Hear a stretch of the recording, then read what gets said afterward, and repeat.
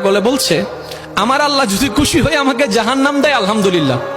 এবার শিক্ষিত সমাজ যারা আমাদের মতো কিছু আছে না, বেশি পণ্ডিত, এবার যাই বলতেছেন আসলে সবাই চাই জান্নাতে যাইতে, এই পাগলে চাই জাহান্নামে যাইতে। কত বড় গাদা। পাগলে মুস্কি হেসে বলে যায়, হ্যাঁ ঠিকই বলছেন, আপনাদের মতো সুস্থ আমি হতে চাই না, এই পাগলেই থাকতে চাই।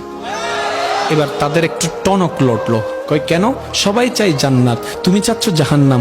বলে যে ভাইয়ারা, আপনারা মনে হয় আমার কথাটা খেয়াল করেন নাই। আমি বলেছি আমার রব যদি খুশি হয়ে, আমার রব যদি খুশি হয়ে আমাকে জাহান্নাম দেয় আমি সেটাও নিতে রাজি। বলে যে এখনো বুঝলাম না। পাগল বলে জ্ঞান দিয়ে রবের বিষয় বোঝা যায় না, দিল দিয়ে বুঝতে হয়। আরে শুনো, রব যখন খুশি হয়ে যাবে জাহান্নামটা জান্নাত হয়ে যাবে। রব